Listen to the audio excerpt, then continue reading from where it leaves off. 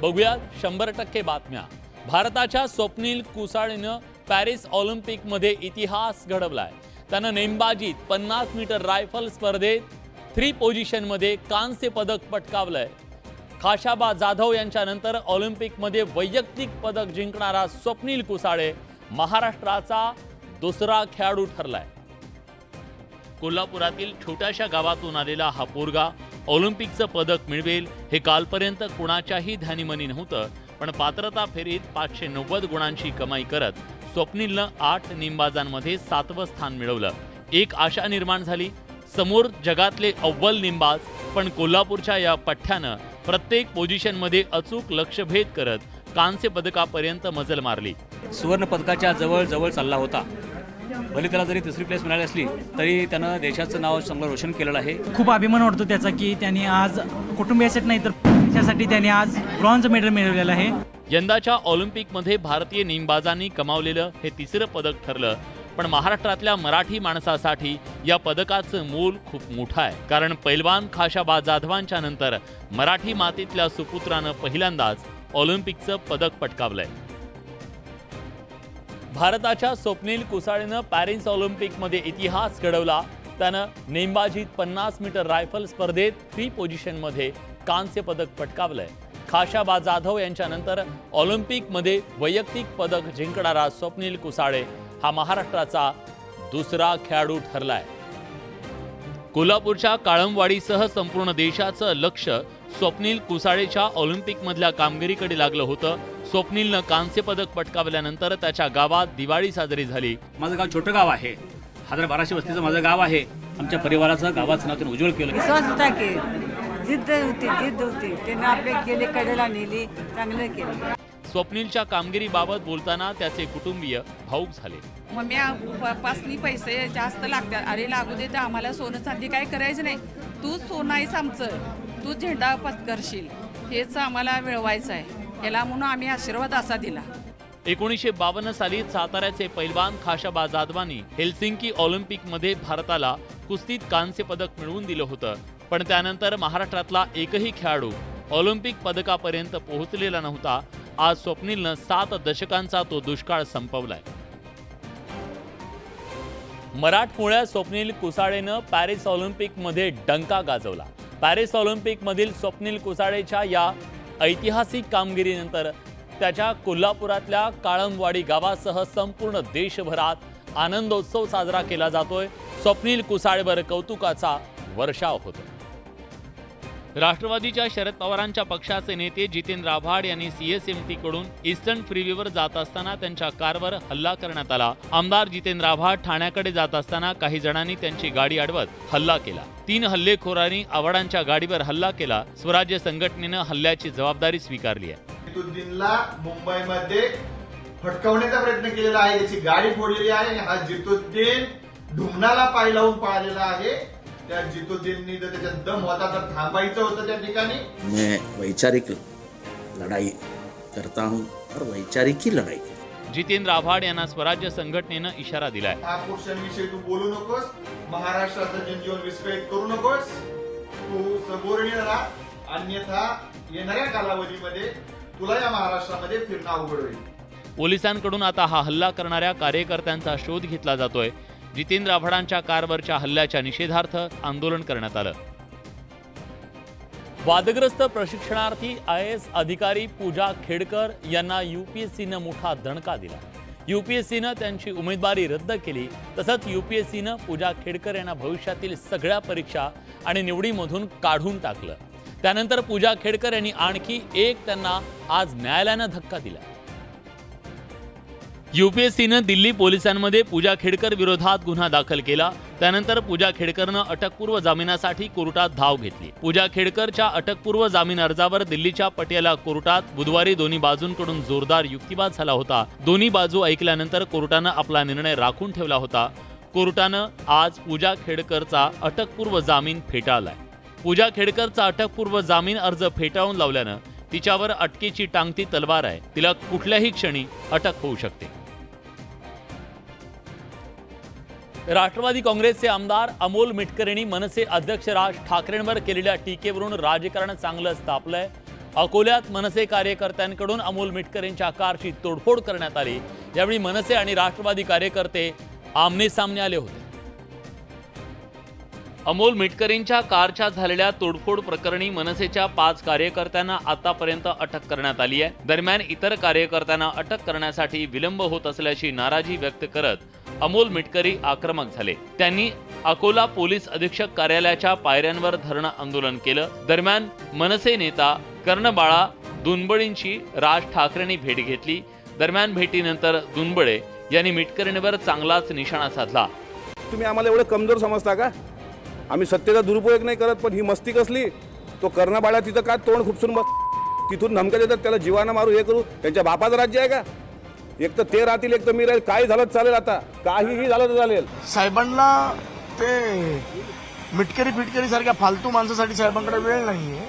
तो छोटा माणूस आहे, अवकात पण नाही। अमोल मिटकरी आणि मनसेत संघर्ष पेटला असून दोन्ही बाजूंकडून वार पलटवार सुरू झालेत। एकतर फडणवीस राहतील किंवा मी राहीन असं खुलं चॅलेंज ठाकरेंनी दिलं। तसंच मोदींची गुरमी उतरवली। त्यांनी विधानसभेला प्रचाराला यावंच असं आव्हान ठाकरेंनी दिलं। ठाकरेंच्या या टीकेनंतर भाजपनं ही आक्रमक भूमिका घेतली।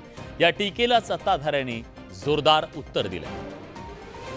मुंबईतल्या वांद्रे भागातल्या रंगशारदा सभागृहात झालेल्या पक्षाच्या पदाधिकाऱ्यांच्या मेळाव्यात बोलताना उद्धव ठाकरेंनी देवेंद्र फडणवीसांना ओपन चॅलेंज दिलं। ठाकरेंनी दिलेल्या या आव्हानाला सत्ताधाऱ्यांकडून जोरदार उत्तर देण्यात आलंय। त्या अनिल देशमुखांनी सांगितले की कसं मला आणि आदित्यला तुरुंगात टाकण्यासाठी या फडणवीसाचे डाव होते, सगळं मी सहन करून जिद्दीने उभा राहिलेला आहे। तर तू तर राशील तर मी तर राहील। आपण कुठे आहोत त्याला देखील मनगटामध्ये जोर असावा लागतो, मनगटात ताकद असावी। फुकाच्या बाता मारून कोणी कोणाला संपू शकत नाही। उद्धव ठाकरे हे पावचळलेल्या मानसिकतेमध्ये देवेंद्रजीच्या विरोधात अशा पद्धतीने बोलताय, पाहून घेण्याची भाषा बोलतात आहे। आता विधानसभा निवडणुकीपूर्वी सत्ताधारी आणि विरोधकांमध्ये आव्हान प्रति आव्हानाची भाषा केली जाते। विधानसभा निवडणूक जवळ येईल तसा हा संघर्ष आणखी तीव्र होण्याची चिन्ह दिसतायत। प्रस्थापितांना पराभूत करण्यासाठी विधानसभा निवडणुकीसाठी शरद पवारांनी 20 तरुण उमेदवार घेतले। लोकसभा निवडणुकींच्या प्रमाणेच आगामी विधानसभा निवडणुकीत सुद्धा अजित पवारांना हादरा देण्यासाठी शरद पवार सज्ज झालेत। बड्या नेत्यांच्या मतदारसंघातील पर्यायी उमेदवार तर आतापासूनच मैदानात उतरवण्याची तयारी सुरू करण्यात आली। लोकसभा निवडणुकीत 10 पैकी 8 जागांवर पवारांच्या पक्षानं विजय मिळवलाय। लोकसभेच्या निवडणुकीनंतर शरद पवारांनी आता आगामी विधानसभा निवडणुकीसाठी 20 तरुण उमेदवार आतापासून हेरलेत। बारामती, परळी, हडपसर, वडगाव शेरी, इंदापूर, कागल, आंबेगाव, मावळ, सिन्नर, फलटण, आष्टी, गेवराई, उदगीर, दिंडोरी, अहेरी, श्रीवर्धन, पुसद, अमळनेर, अणुशक्तीनगर आणि तुमसर या मतदारसंघात तरुण उमेदवारांना शरद पवारांकडून उमेदवारी दिली जाणार आहे। नवीन नेतृत्व पुढच्या 20 वर्षासाठी तयार करावं ही पवार साहेबांच्या मनातली इच्छा आहे, ते पूर्ण करतील। अजित पवारांच्या सोबत गेलेले धनंजय मुंडे, हसन मुश्रीफ, सुनील तटकरे, दिलीप वळसे पाटील, नरहरी झिरवळ आणि नवाब मलिक यांना त्यांच्याच मतदारसंघात हवाडा देण्याची तयारी शरद पवार यांनी केली आहे। सुप्रीम कोर्टानं आरक्षणातल्या वर्गीकरणावर मोठा ऐतिहासिक निर्णय दिलाय। अनुसूचित जाती आणि जमातीच्या आरक्षणामध्ये राखीव जागा ठेवण्यास मंजुरी दिली आहे। तसंच या राखीव जागा समानतेच्या तत्वाच्या विरोधात नाही असंही कोर्टानं नमूद केलंय। अनुसूचित जाती आणि जमातीमधील काही जातींनी स्वतःची प्रगती साधली आहे, मात्र या प्रवर्गातील अनेक जाती मुख्य प्रवाहापासून दूर आहेत। त्यामुळे या जातींना आरक्षणात काही जागा राखीव ठेवण्याची मागणी अनेक वर्षांपासून केली जाते। 2004 मध्ये सुप्रीम कोर्टानं अनुसूचित जाती आणि जमातीच्या आरक्षणात विभागणी करायला नकार दिला होता। मात्र सरन्यायाधीश DY चंद्रचूड यांच्या अध्यक्षतेखालील 7 न्यायाधीशांच्या खंडपीठानं अनुसूचित जाती आणि जमातीच्या आरक्षणात राखीव जागा ठेवायला मंजुरी दिली आहे। या माध्यमातून सुप्रीम कोर्टानं 20 वर्षांपूर्वी दिलेला आपलाच निकाल बदललाय। निकाल वाचताना सरन्यायाधीश धनंजय चंद्रचूड यांनी ऐतिहासिक आणि अनुभवजन्य पुरावे असं सूचित करतात अनुसूचित जाती हा एकसंघ वर्ग नाही असं नमूद केलं। सर्वोच्च न्यायालयाचा हा निकाल अनेक अर्थानं महत्त्वपूर्ण असा मानला जातोय।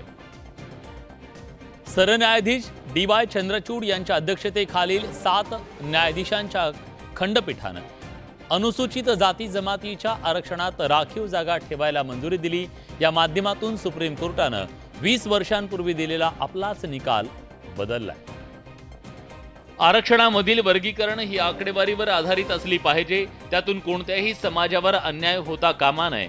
या प्रकरणात राज्य आपल्या मर्जीनुसार काम करू शकत नाही, प्रत्यक्ष वास्तव परिस्थितीकडे डोळे झाक करून चालणार नाही।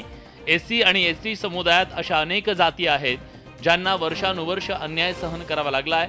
SC आणि ST प्रवर्गातील काही जाती अजूनही सक्षम नाहीयेत। अनुच्छेद 14 जातींच्या उपवर्गीकरणाला परवानगी देतो, असं सुप्रीम कोर्टानं आपल्या निकालात म्हटलंय। सर्व जात समुदायांना त्या याचे फायदे मिळावेत यासाठी अशी उपवर्गीय वर्गवारी करणं अत्यंत गरजेचं आहे। न्यायालयाने जो निकाल दिलाय तो खऱ्या अर्थानं खूप आनंदाचा क्षण आहे असं म्हटलं तर वावगं ठरणार नाही। देशभरातील काही राज्यांसह महाराष्ट्रातही अनुसूचित जाती आणि जमातीच्या आरक्षणात वर्गीकरण करण्यात यावं अशी मागणी अनेकदा करण्यात आली होती, त्यासाठी आंदोलनं सुद्धा झाली।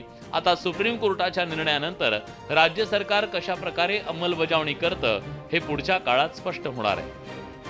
विधानसभा निवडणुकीसाठी शिंदेंच्या नेतृत्वातील शिवसेना ताईमाई अक्का अभियान राबवणार आहे। मात्र या अभियानावरून ज्या पद्धतीनं टीका टिप्पणी केली जाते ते पाहता राजकारण कुठल्या थराला गेलंय हे तुमच्या लक्षात येईल। लोकसभा निवडणुकीत सत्ताधारी महायुतीची मोठी पिछेहाट झाली, त्यामुळे ऐन विधानसभा निवडणुकीच्या तोंडावर महिला वर्गाला चुचकारण्याचा प्रयत्न लाडकी बहीण योजनेच्या माध्यमातून सत्ताधाऱ्यांनी केलाय। या पार्श्वभूमीवर आता सत्ताधारी शिवसेनेकडून ताईमाई अक्का अभियान राबवलं जाणार आहे। मात्र या राजकीय अभियानावरून राजकारण सुरू झालंय। खासदार संजय राऊतांनी शिंदेंच्या पक्षावर बोचरी टीका केली आहे, त्याला त्याच भाषेत सत्ताधाऱ्यांनी उत्तर दिलंय। आता असं की माझं तोंड खराब आहे, ताईमाई अक्का माझा पक्ष का असं बोललं तर काय होईल? एक प्रेस कॉन्फरन्समध्ये ऐकलं की ताईमाई अक्का आणि पुढे काहीतरी बोलले ते। मी असं म्हणेन की ताईमाई अक्का संजय राऊत असं मी म्हणत नाही। विधानसभा निवडणुकीचं गणित डोळ्यासमोर ठेवून महिलांचा पाठिंबा मिळवण्यासाठी राज्य सरकारनं लाडकी बहीण योजना जाहीर केल्याचं काही लपून राहिलं नाही, पण गेल्या काही दिवसापासून या योजनेवरून बरंच राजकारण रंगलंय। वायनाडमध्ये झालेल्या भूस्खलनाच्या दुर्घटनेत आतापर्यंत 277 जणांचा मृत्यू झाला। केरळमध्ये मुसळधार पावसानं थैमान घातलं असून वायनाड जिल्ह्यातल्या मेपाडी भागात भूस्खलन झाल्याची दुर्घटना घडली। या दुर्घटनेत शेकडो जण जमिनीखाली गाडले गेले, तसंच अनेक जण अजूनही ढिगाऱ्याखाली अडकल्याची भीती व्यक्त होती। केरळच्या वायनाड जिल्ह्यातल्या मैपाडी जवळच्या डोंगराळ भागात झालेल्या भूस्खलनानंतर या ठिकाणी मदत आणि बचाव कार्य युद्धपातळीवर सुरू आहे। भूस्खलनाच्या घटनेनंतर NDRF आणि स्थानिक प्रशासनाकडून युद्धपातळीवर बचाव कार्य सुरू आहे। लष्कर आणि हवाई दलानंतर आता नौदलाकडून वायनाडमध्ये मदत आणि बचाव कार्य केलं जात आहे। काँग्रेसचे नेते राहुल गांधी आणि प्रियंका गांधी यांनी घटनास्थळाला भेट दिली, त्यासोबत निवारा केंद्राला भेट देत नागरिकांना धीर दिला। अभी भी आपने देखा लैंडस्लाइड कभी भी आ सकता है और हमारे लिए लिटिल डेंजरस, तो इसलिए रात शाम को हम ये रेस्क्यू एफर्ट हम नहीं सारे यहाँ पर रेस्क्यू एफर्ट रुक जाता है शाम। या भागात झालेला चिखल त्यामुळे मदत आणि बचाव कार्यात अडथळे येत आहेत, तरीही या सगळ्या अडचणींवर मात करत हे मदत आणि बचाव कार्य राबवलं जात आहे। राज्य सरकारकडून 45 निवारा केंद्र स्थापन करण्यात आले असून 3000 पेक्षा जास्त जण या ठिकाणी आश्रयाला आहेत। मुसळधार पाऊस त्यामुळे नद्यांच्या पाणी पातळीत वाढलेली वाढ त्यामुळे हिमाचल प्रदेशातील जनजीवन विस्कळीत झाले। अशात नदी किनारी असलेली एक इमारत कोसळल्याची घटना हिमाचल प्रदेशात घडली आहे। देशातील अनेक भागात पावसानं हाहाकार माजवलाय। उत्तरेपासून दक्षिणेपर्यंत सर्वत्र पावसानं धुमाकूळ घातलाय। हिमाचल प्रदेशात तर पावसाचा कहर पाहायला मिळाला। मुसळधार पावसानं पर्वती नदीच्या किनाऱ्यावर वसलेली इमारत पत्त्यासारखी कोसळली। कोसळलेली ही इमारत 3 मजली होती। अवघ्या 7 सेकंदात ही इमारत कोसळली। या इमारतीचा मलबा नदीच्या प्रवाहात कोसळला। ही इमारत रिकामी असल्यानं सुदैवानं कुठलीही जीवितहानी झाली नाही। उत्तर भारतात मुसळधार पावसामुळे हाहाकार उडालाय। अनेक नद्यांच्या पाणी पातळीत मोठी वाढ झाली आहे, तर अनेक ठिकाणी भूस्खलनाच्या घटना घडत आहेत, त्यामुळे अनेक भाविक सध्या अडकून पडले। उत्तर भारतात पावसानं अक्षरशः कहर माजवलाय। हिमाचल प्रदेशातील मंडीत मुसळधार पाऊस कोसळतोय। इथं पंचवक्र महादेव मंदिर पाण्याखाली गेलंय। व्यास नदीही धोक्याच्या पातळीवरून वाहतीये। पाहोड धरणाचे 3 दरवाजे उघडण्यात आले आहेत। उत्तराखंडच्या केदारनाथ मध्ये बुधवारी रात्री ढगफुटी झाल्यानं अनेक भाविक अडकून पडले। केदारनाथ धामजवळ ढगफुटीमुळे मंदाकिनी नदीला भीषण पूर आलाय।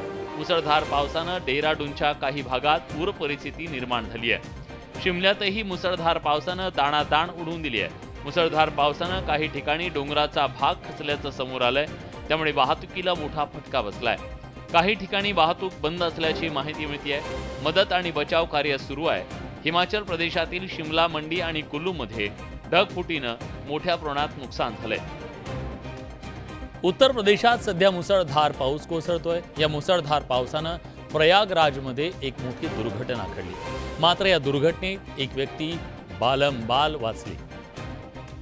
काळ आला होता पण वेळ आली नव्हती याचा प्रत्यय प्रयागराजमध्ये आला।